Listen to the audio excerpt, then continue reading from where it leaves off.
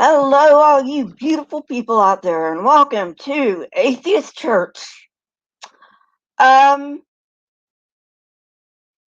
Actually, I have an announcement. Marianne reminded me of it. Um, Marianne, you are so right when you say that, you ought to try Revelation because they got some really weird crap going on in there. But Junk Shop Library has right before this show, and sometimes during this show, it just depends.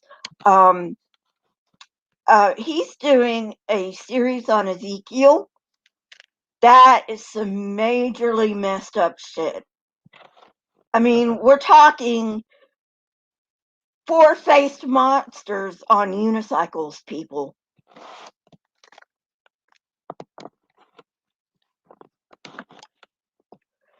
So anyway, so that's my plug for Junk Shop. He's one of my newest friends on YouTube. So go show him some love and tell him Lisa for Truth sent you. And let's get on into Atheist Church. Okay, so today I am going to be going into what I call the Gods Complex. Now, hey, Junk Shop, you missed it. I plugged your channel for you.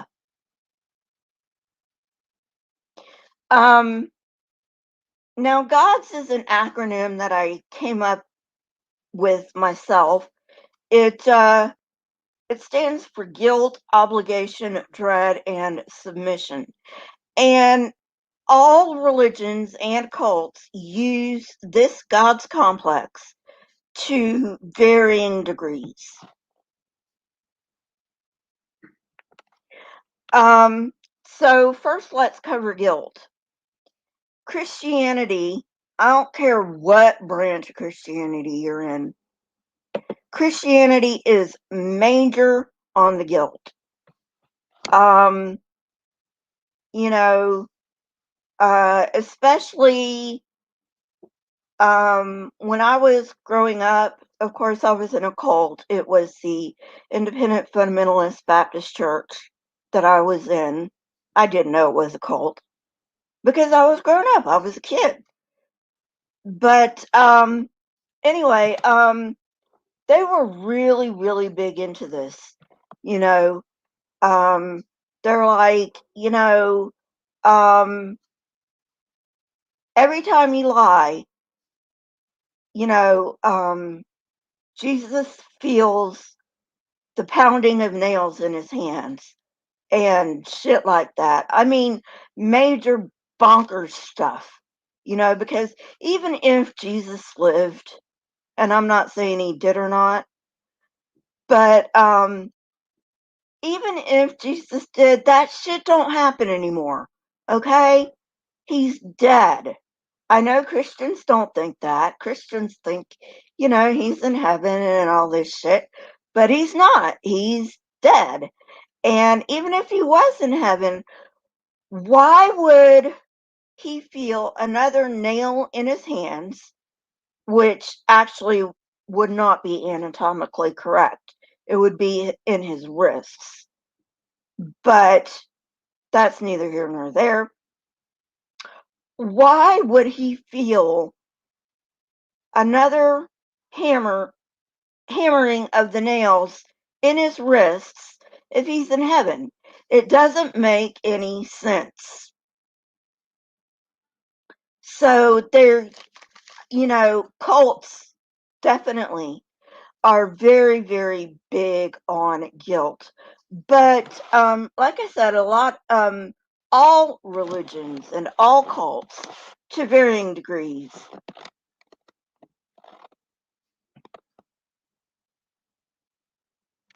are into guilt. Nevermore, that Jesus felt a nail every time you lied or did something that, humans just do because we're humans. Is that what you mean? So anyway, yeah, they are very, very big on guilt, especially the Independent Fundamentalist Baptist Church. I'm sure Mary Ann can tell you that the JWs are very big on guilt too, although I don't know the kind of guilt trip that the JWs put on you. I can't imagine it would be anything like the IFB put on me. So that's what Nevermore meant. Nevermore, apparently the Catholic Church did the same thing. So yeah, anyway, moving on. So, yeah, I mean, first of all, we're humans, right? We're gonna do shit. And not all of the shit that we do is gonna be good, right? I mean, that's just part of being human. We try to be good, unless you're a psychopath. But we're not going to get into psychopaths today. I'll do something on them if you want me to. But most of us try to be good.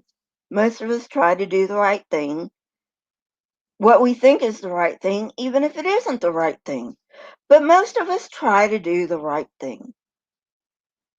So, at any rate, so that's guilt. And it is a very big, um, it's something you have to overcome when you come out of religion. Because if you grew up in religion, especially in Christianity, no matter which branch of Christianity you grew up in, you're going to have that guilt. And when you come out of it, yeah, you're going to have a bit of a hard time coming out of it. But, there is light at the end of the tunnel. I'm still not quite out of the guilt tripping yet. I still guilt trip myself, but I'm getting better at it. We're humans and we shouldn't guilt trip ourselves just because we're humans. Now, if we did something really, really bad, then yeah, we should feel guilt. But just doing everyday normal humany stuff, we shouldn't feel guilt about it. Thank you, Lisa.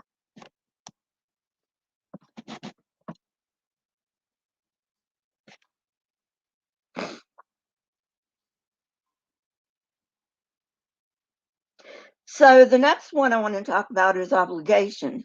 Okay, they guilt you into all this stuff, right? And I can only talk to my own experience. Um, they raise you with all the guilt, guilt about this and guilt about that. Guilt that, well, there's only one branch of Christianity that I know of that does not guilt you just because you were born. And this would be the Church of Jesus Christ of Latter-day Saints, which would be the Mormons. Okay, they believe that when you come down, when you are born, you are a pure soul, that you have come straight from heaven. So they believe that you are a pure soul when you are born. Now, as far as I know, all the other um, all the other branches of Christianity are going to guilt you just for being born. Um, like, what's up with that? Hey, Paul Camish, uh, did you ask to be born? Seriously, did anybody here ask to be born? Raise their hands. Okay? That's just ridiculous. You shouldn't be guilted. Well, first of all, you shouldn't be guilted for minor things that we all do. Major stuff, yeah. Uh, uh, like stealing, you should be guilted about that. But you shouldn't even have to be guilted about that. You should feel guilty about that. But because of all the guilt that Christianity piles on top of you, yeah, junk shop.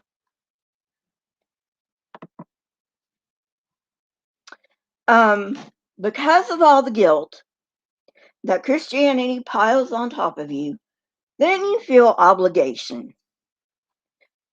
Obligation to do what exactly? Obligation to follow all the stupid rules the church gives you, even though the rules of the church don't exactly line up with the rules that are in the Bible. For instance, in the church I grew up in, um, women cannot have short hair. We had to have long hair because it was our glory that comes from the Apostle Paul. Thank you, Paul, very much for telling women what they should feel. Um, then there's women shouldn't wear pants because, of course, women shouldn't wear men's things. Okay, well, but back in Bible times, both men and women wore robes. So where the pants things came from, I have no friggin' clue. So anyway, um and then on the other side, you've got um boys. This is how petty the independent fundamentalist Baptist church is. Men, boys and men, if they had sideburns, and it was frowned upon to have sideburns for some reason, but if they had sideburns, the sideburns could not come any longer than the middle of the ear. And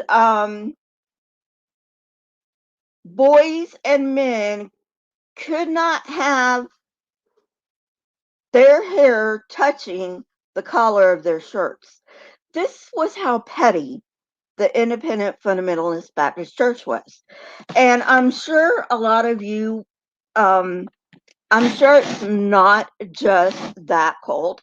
I'm sure there were a lot of other churches who were just as petty.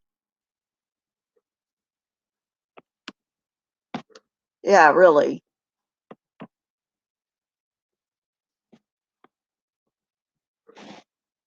But at any rate, so they pile on the guilt, and then because of the guilt, you feel an obligation. And part of this obligation, and this isn't part of the JW scheme, but part of the obligation is to give your tithing because, bring your tithing into the storehouse, blah, blah, blah, blah, blah. Okay. So give your tithing. So, I mean, yeah. Did you really think we weren't going to talk about money when we were talking about obligation? Come on, come on. We're talking about religion here.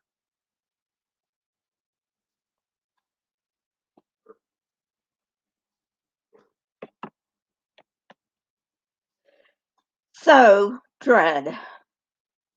You can also talk about this as being fear. You know, the fear of the Lord is the beginning of knowledge, and blah blah blah blah blah. We've already talked about that some in my bad advice in the Bible series. Why should you dread someone that you're supposed to love? Why should you fear someone you're supposed to love? It doesn't make any sense. You know, make up your mind, God. Of course, God's got Alzheimer's anyway, but but sometimes he wants love, sometimes he wants fear, sometimes he wants you sucking that God dick. Sorry, GE. I'm gonna borrow it from you because old junk shop did. So, I mean, come on. Um, seriously, what do you want? Do you want us to love you or do you want us to fear you? Not that I believe that you're real in the first place. And yeah, I'm talking to a fictional character, so kind of going out of my mind here. But anyway,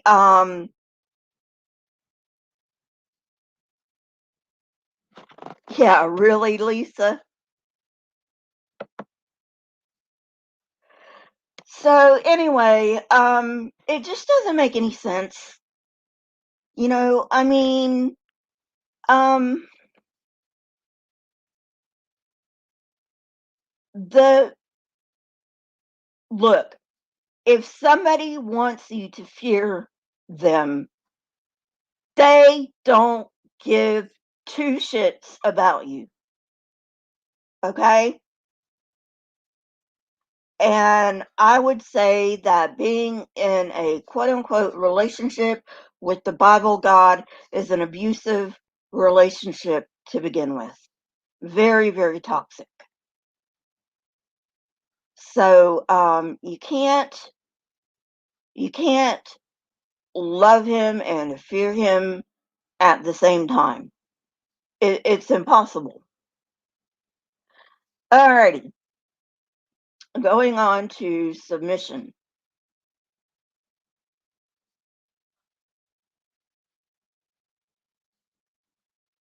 Hang on.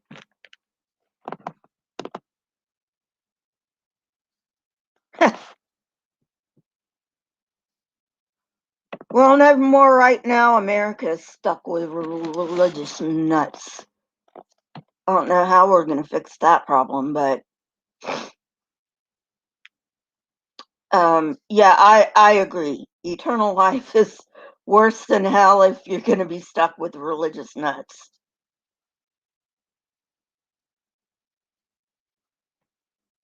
True, Lisa.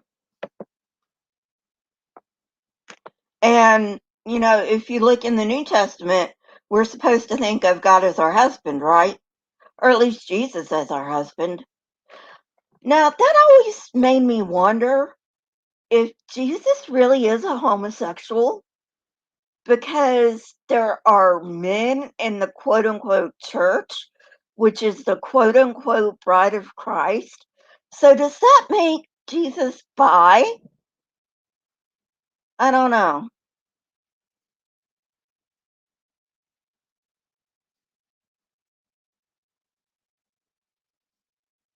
And tell me what you think in chat. Do you think Jesus is bi for having a quote unquote church bride that has men and women in it? This is so weird. I'm sorry guys. I'm thinking of stuff I never thought of before. That just popped out of my mouth. You know, it is Jesus bi because he's married to the church and the church has both men and women in it. So I don't know that I on these live streams I just run with it. Whatever comes out of my mouth is whatever comes out of my mouth. I don't script these things. Um so you've got guilt, you've got obligation, you've got dread. And all of these lead to submission. So submission to what? Well, if you listen to the pastors, they'll say submission to God. But it's really submission to them. And I have come to realize after leaving Christianity that pastors really get a power trip out of holding the minds of their followers in their hands, which they should not do. Nobody should have anybody's minds in their hands, not even a parent. I am not a parent, so I am not speaking as a parent. But if you are a parent, you should teach your children how to think for themselves.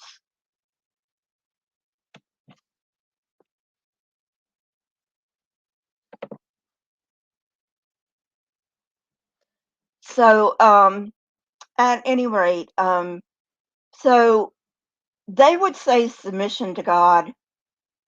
Um, and we were talking about this a little in JSL's live stream a little bit earlier today, you know, but submission to whose God?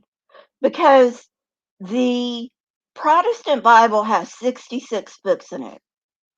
The Catholic Bible, I think, has 72. Not sure. The Ethiopian Orthodox Bible has 80 books.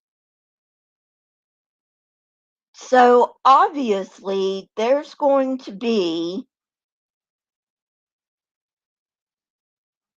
a difference in opinion among these three branches of Christianity as to what kind of a submission you have, who you need to give it to, yada, yada, yada.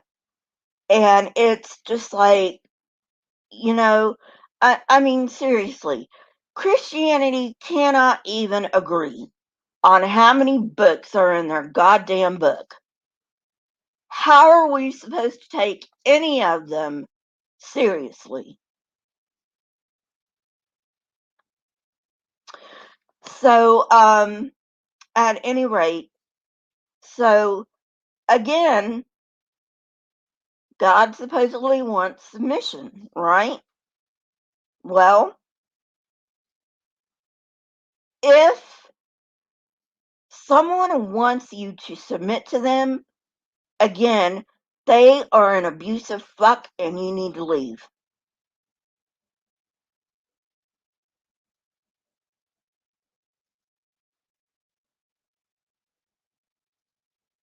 So, you know, um, you just do. You need to leave. If someone wants submission, they're abusive. End of story. Leave. Public service announcement. There's my public service announcement for the day. So, anyway, um, and God, the Bible God, he has this thing about submit or die. And you know what I say? And I'm sorry about the F words, but I say fuck you. Yeah, junk shop. The Jehovah's Witnesses are the 144,000 go to heaven. That's that one. Yeah. So anyway, um what has Christianity ever done for humans except give us wars?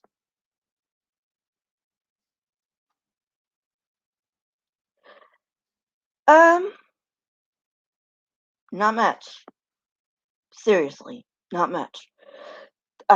We had the um Christianity put us in the dark ages, and the only reason that knowledge um thrived at that time was because Islam and this is probably the only good thing I have to say about Islam, but Islam kept up the learning and kept up the libraries until Europe came out of the Dark Ages.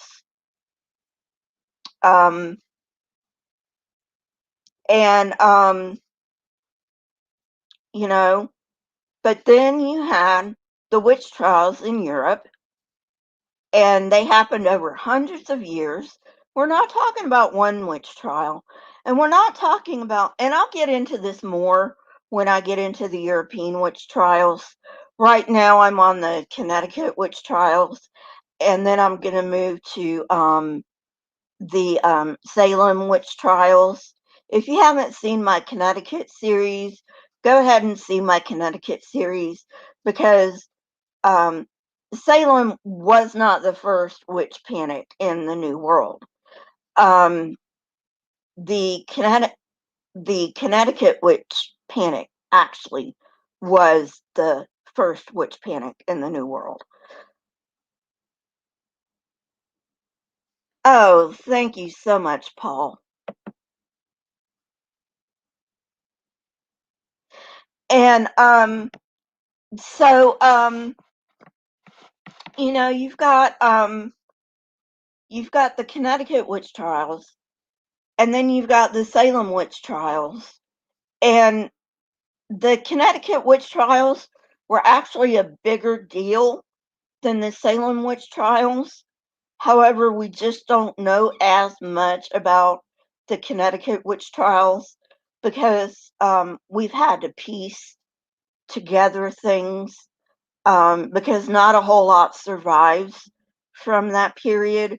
So we've had to piece things together from personal Bibles and, you know, I think there was like a fire in one of the town halls that burnt up some records. So that's why.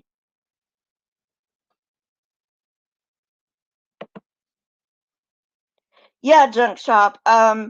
Just look in my library. I've got I don't have a playlist of the Connecticut Witch Panic, um, but I do have a series on it. Um, and and then, you know, going back even further, we've got the European witch trials, you know, um, which took place over hundreds of years.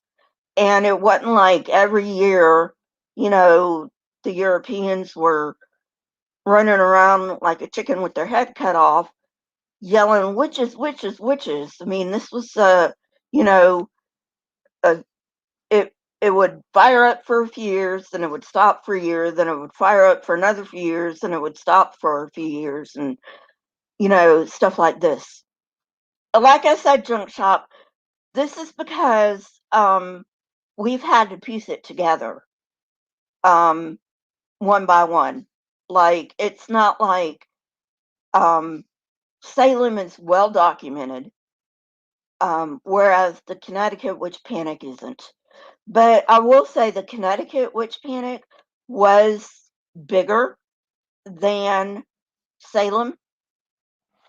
So I want to tell their stories too. And so at any rate, so yeah, it's getting better with the submission now. I mean, you know, people are like, you know, it used to be, and I'm not saying it's not like this now in some areas because it certainly is, but it used to be all over the place. If you don't submit, I'm going to beat you into submission. And that was okay. It was totally okay. You know, there was no there was no punishment for a husband beating his wife. That was just what husbands did because apparently wives were too stupid to know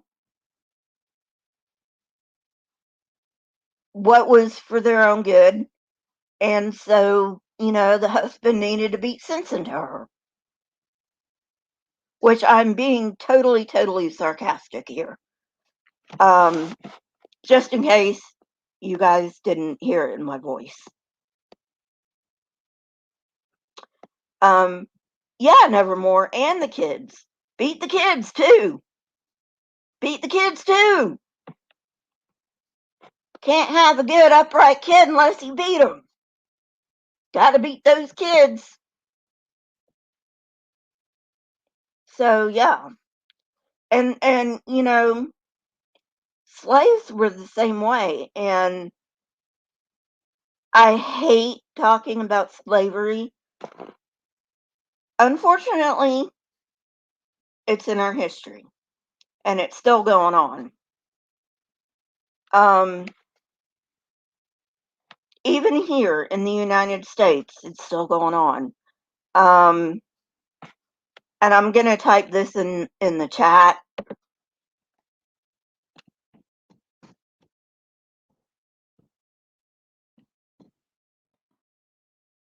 People actually get kidnapped from like other countries to be trafficked here.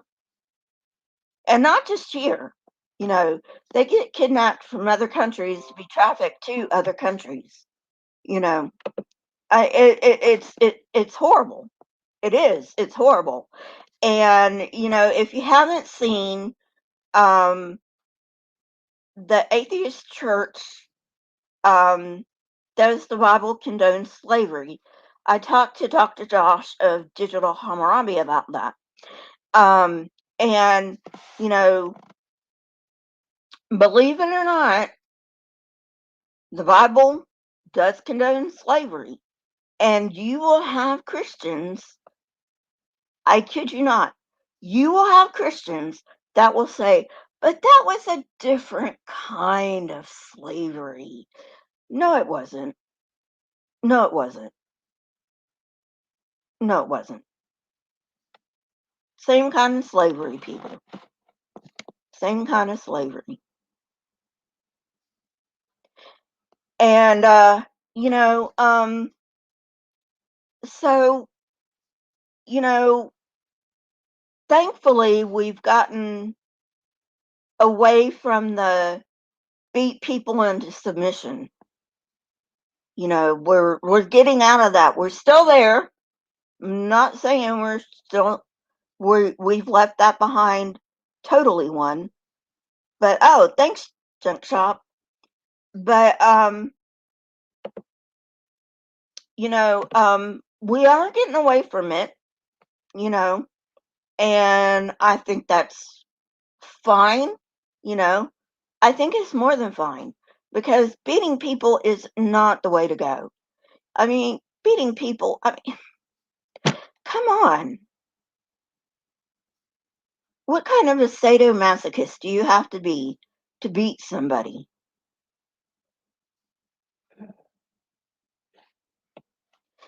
And so um so you know and I guess if God done it, it's okay. At least that's what the Christians say. You know, you talk about the flood and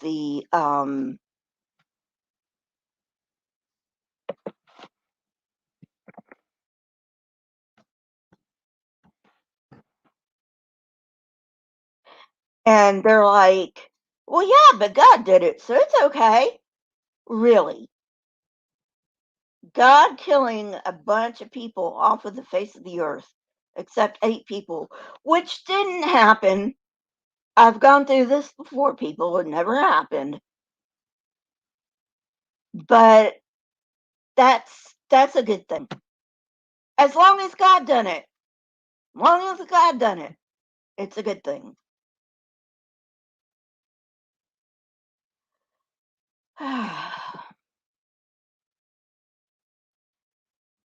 I don't know, people. I don't know.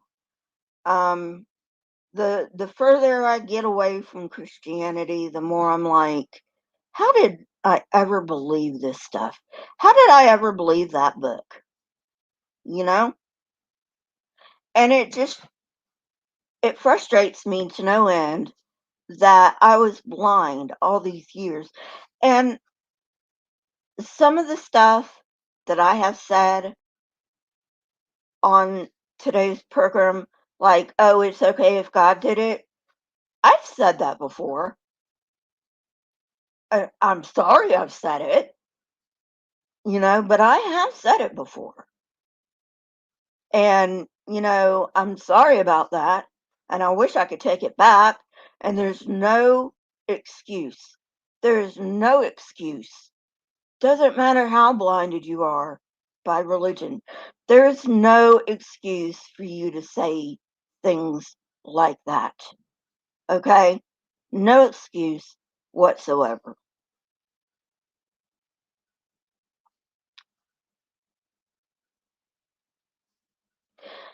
So, anyway, you have a wonderful, wonderful, wonderful day. Stay safe, stay kind, and I will see you guys later. You have a great rest of your day. Bye. Don't forget to check out my social media links, and don't forget to check out my store and show me some love. Hit that thumbs up and leave me a comment in the comment section. Bye, guys.